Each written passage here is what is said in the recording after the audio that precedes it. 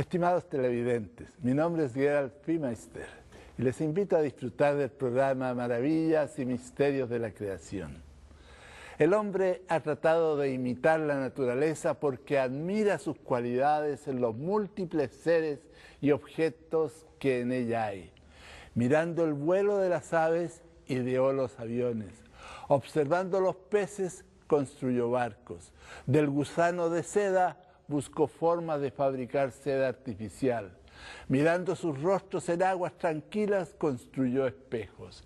Viendo los cristales de diamante, investigó hasta fabricar diamantes artificiales. Y la lista sigue. Pero hoy consideraremos los árboles. Los árboles han sido y siguen siendo objeto de investigación porque presentan excelente diseño de fuerza y flexibilidad. No es extraño que el arca de Noé fuera construido de madera, capaz de soportar las fuerzas del diluvio. El hombre ha sido incapaz de duplicar las propiedades de la madera. Los árboles pueden llegar a grandes alturas, como sucede especialmente con las secuoyas, eucaliptos y otros, gracias a las notables propiedades mecánicas de la madera. Tomando en cuenta las densidades respectivas, la madera es más firme y fuerte para no doblarse ni torcerse que el concreto, el hierro fundido, las aleaciones de aluminio o el acero. Y es 7 veces más barata que el mejor acero disponible. Los investigadores modernos han determinado que el viento que sopla sobre un árbol produce tensión del lado afectado y compresión en el otro lado, que cuando la nieve dobla las ramas por su peso, las células en el lado superior de la rama se arrugan para permitir su recuperación.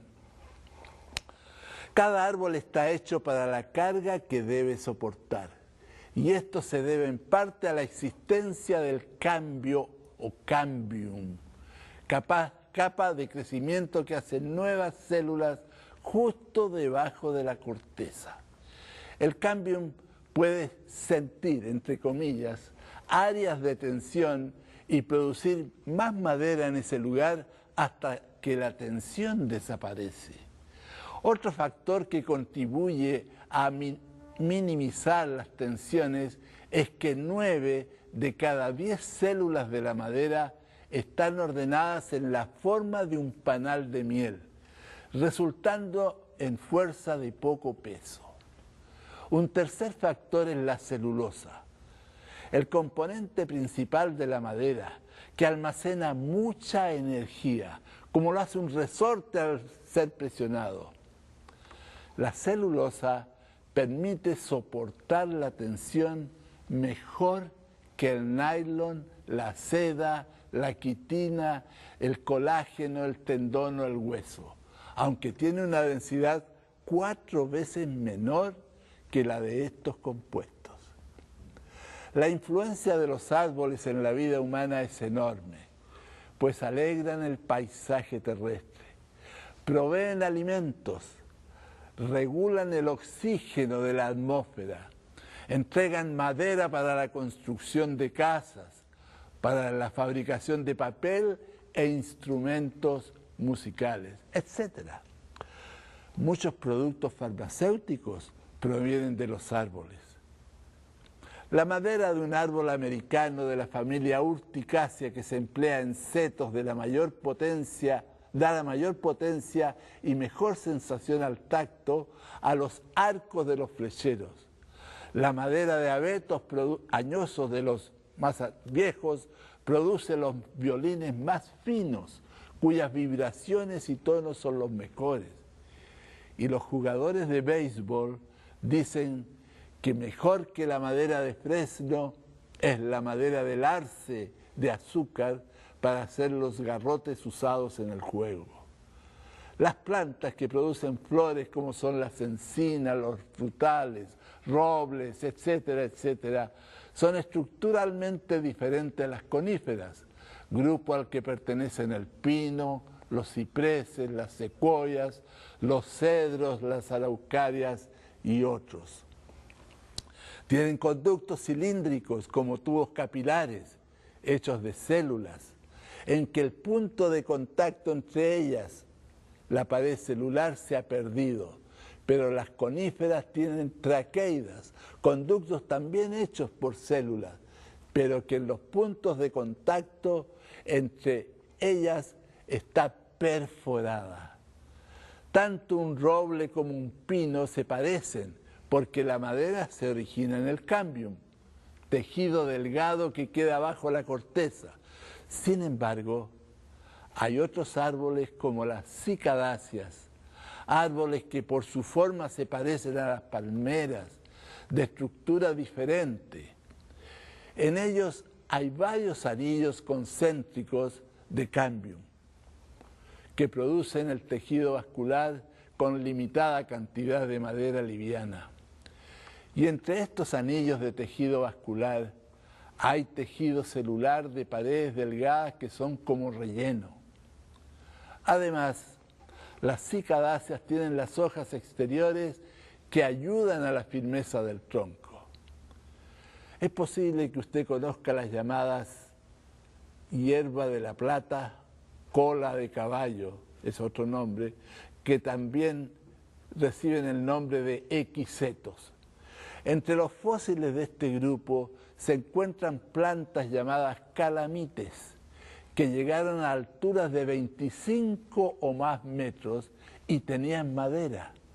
No así los equisetos que existen hoy en día, que no la tienen.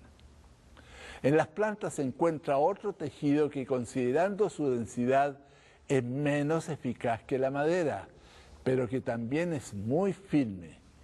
Es el llamado esclerénquima, formado de células muertas, de paredes gruesas. Este tejido no se origina en el cambium, sino en células localizadas en la punta de los tallos y raíces. Este tejido se encuentra en las palmeras, helechos arbóreos, así como también en la capa exterior de las cebollas. A medida que una palmera crece, las paredes celulares del esclerénquima se hacen más gruesas y firmes.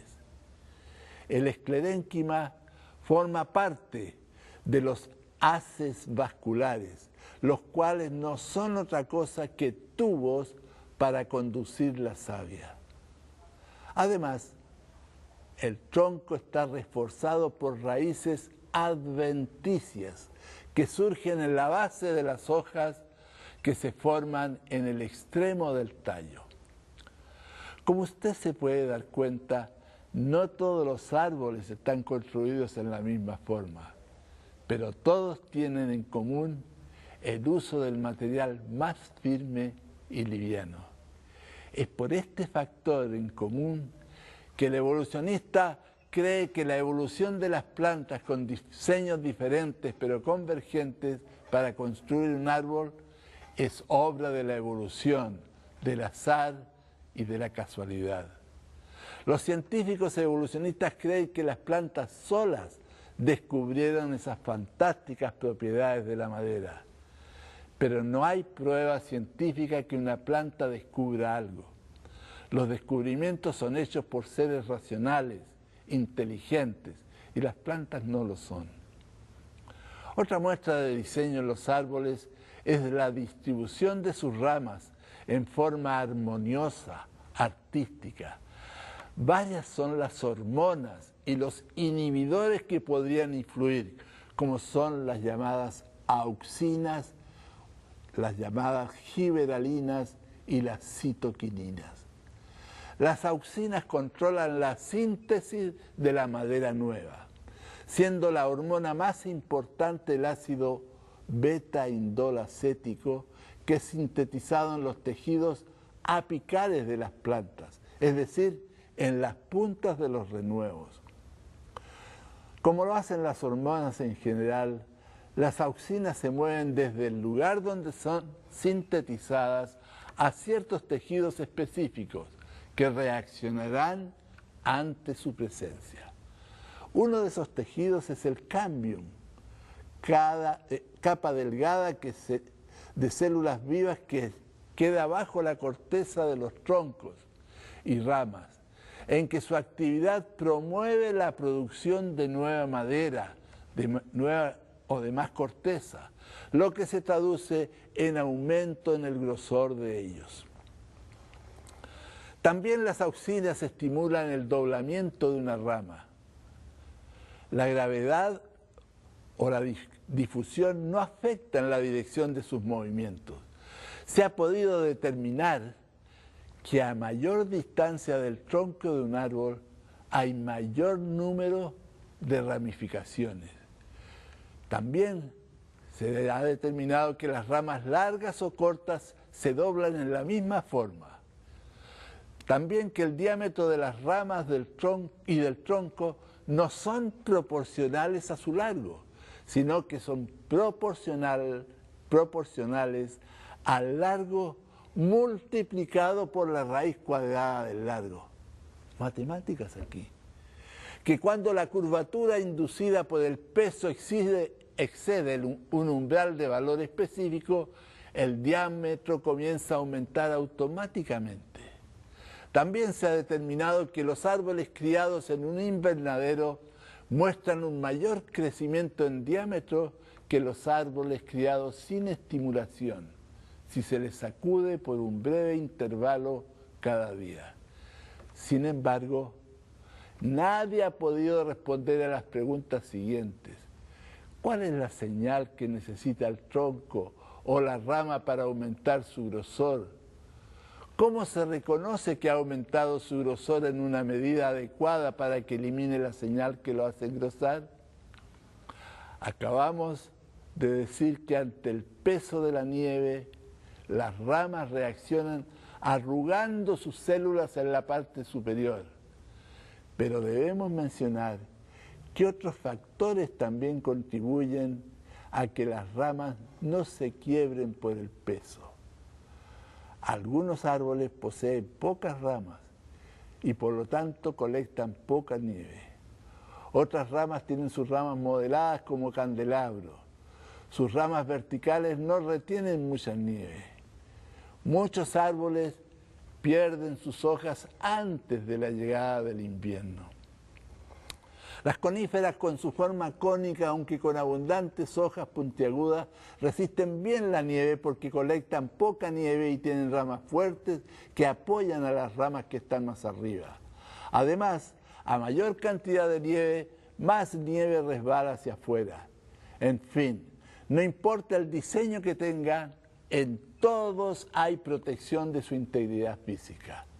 La distribución de las hojas en un árbol no es a la suerte, pues asegura la eficiente acción de los rayos solares para la fotosíntesis. Los vientos de invierno, a modo de torbellino, podrían hacer caer el árbol por la fuerte resistencia de las hojas. Sin embargo, su tronco es firme, su base es grande, las raíces lo anclan firmemente, las ramas y las hojas son bastante flexibles. Las hojas se transforman en conos y se apresan con el aumento de la velocidad del viento, disminuyendo la resistencia hasta un tercio. El creacionista, considerando la ingeniería profunda aplicada en la formación de la madera y en los miles de evidencias de planificación y diseño que la naturaleza presenta, razona y cree, tiene fe que Dios es un ingeniero, realmente el científico que la creó. Sí, la naturaleza, a través de los árboles, nos está enseñando la existencia de Dios.